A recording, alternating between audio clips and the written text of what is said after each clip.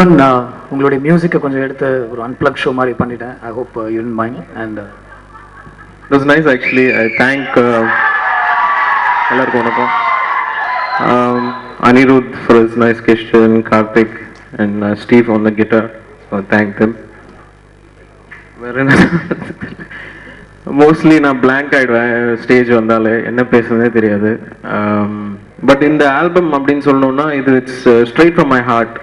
எந்த ஒரு மக்களுக்கு இது போய் சேரணும், இது நல்லா இருக்கணும், இது கமர்ஷியலாக இருக்கணும், இது வந்து chart it should top the charts, அந்த மாதிரியான தாட்லெல்லாம் ஒர்க்கே பண்ணல. Straight from the heart. மனசுக்கு என்ன பிடிச்சதோ அதை செஞ்சோம். ஸோ அது உங்களுக்கும் பிடிக்கும்னு நம்புகிறோம். தேங்க்யூ. தேங்க்யூ. ஏஷியா இந்த மும்பை பெங்களூர்லேருந்து நிகழ்ச்சி பண்ணியிருக்காங்க. அவங்க சில கேள்விகள் உங்கள்கிட்ட கேட்கணுன்னாங்க. அந்த கேள்விகளில் சில கேள்விகள் நான் உங்கள்கிட்ட கேட்குறேன். சென்னையிலேருந்து ஒருத்தர் கேட்டிருக்காரு, தொடர்ந்து பண்பலை வானொலியில் அதாவது எஃப்எம் ரேடியோவில் உங்கள் பாட்டு அடிக்கடி ஒளிபரப்படுவதிலேயே ஏன்? அதை அவங்கள தான் கேட்கணும், என்கிட்ட கேட்டா எனக்கு தெரியாது. I don't know.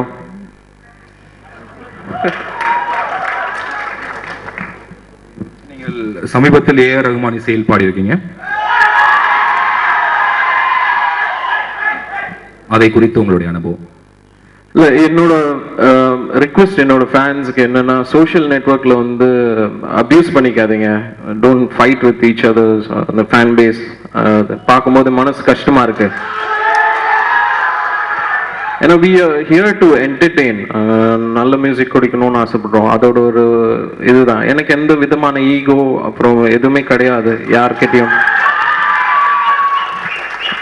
ஆமா, தனியா பிறக்கிறோம், தனியா போறோம், எதையும் எடுத்துட்டு போறது கிடையாது. ஸோ இங்கிருந்து இங்க நம்ம எப்படி வாழ்றோம் அப்படின்றது தான் இம்பார்ட்டன்ட் அப்படின்னு நம்புறேன். So I don't have any இது towards anything. So I am happy. அவர் கூப்பிட்டு என்னை பாடுங்க, அப்படி பாடுறீங்களா, இன்ட்ரெஸ்ட் இருக்கா அப்படின்னு கேட்டார். நான் சொன்னேன் கண்டிப்பா இருக்கு, வந்துடுறேன் அப்படின்னு சொல்லிட்டு நைட்டு சரி ஒரு 10 o'clock வந்துருங்க அப்படின்னு சொன்னாரு. ஸோ ஸ்டுடியோக்கு போயிட்டு ஒரு சிங்கரா நான் டியூனை கேட்டு பாடினேன். But it was a nice எக்ஸ்பீரியன்ஸ்னு சொல்லலாம். தேங்க்யூ. ரோல் மாடல்னு எடுத்துக்கிறது உங்க வீட்லயே உங்க அப்பா இருக்காங்க. இவங்களை தவிர உங்க லைஃப்னுடைய ரோல் மாடல் யார்? எனக்கு மைக்கேல் ஜாக்சன் தான். அவரு தான். ஏன்னா சின்ன வயசுலேருந்து அவரோட மியூசிக் கேட்டு அவர் பண்ண விஷயங்கள் அதெல்லாம் பார்த்து தான் வளர்ந்தது. So that's it. கவிஞர் வைரமுத்து, மதன், கார்கி, கபிலன் இவர்களோடு நீங்கள் எப்போது இணைவீர்கள்? கூடிய விரைவில் கண்டிப்பாக. கற்றது தமிழ் அடுத்து தங்க மீன்கள் ஈக்கர் ராம் எந்த மாதிரி ஜேர்னல்ல படம் பண்ணணும்னு நீங்க நினைக்கிறீங்க அடுத்த படம்? அவர் சொன்னது ஒரு வாக்கியான ஒரு ஆக்ஷன் ஃபிலிம் மாதிரி பண்ணுங்க அப்படின்னு நான் பண்ண சொல்லிட்டு இருக்கேன். ஏன்னா இவர் இவ்வளோ ஆர்ட் ரொம்ப பேஷனோட உணர்வுபூர்வமா படம் பண்றாரு. ஸோ இவர் ஒரு ஆக்ஷன் படம் பண்ணா எப்படி இருக்கும்? இப்போ குவிண்டன் டாரண்டினோட ஜாங்கோ வந்தது. It's such a walkie film. அந்த மாதிரி இருக்கும். அதோட லைக் ஒரு டிஃப்ரெண்ட் எக்ஸ்பீரியன்ஸ் வரும்னு சொல்லிட்டு ஐ வாஸ் டெல்லிங் ஹிம். ட்விட்டரில் உங்களின் ட்வீட்டுகளுக்காக காத்திருக்கும் பல்லாயிர கோடி கணக்கான ரசிகர்களும் நானும் ஒருவன். ட்விட்டரில் மௌனம் ஏன் யுவன்? ட்விட்டர் எனக்கு இட்ஸ் ஜஸ்ட் சோஷியல் நெட்ஒர்க். என்னை பொறுத்த வரைக்கும் இசையால தான் நம்ம இணைஞ்சிருக்கோம். அது அப்பா கிட்ட இருந்து நான் கற்றுக்கிட்டேன்.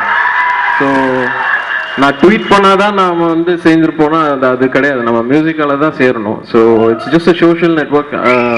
எனக்கு மோஸ்ட் ஆஃப் த டைம்ஸ் என்ன ட்வீட் பண்றதுன்னே தெரியாது. ஸோ அதனால அப்படியே விட்டுறது. யோகேஷ் ஒருத்தர் கேட்டிருக்காரு, அவங்க அம்மாவனோட வேண்டுகோள் ஜனனி ஜெகம் நீ பாடல உங்க குரல்ல கேட்கணும் அப்படின்னு சொல்லி.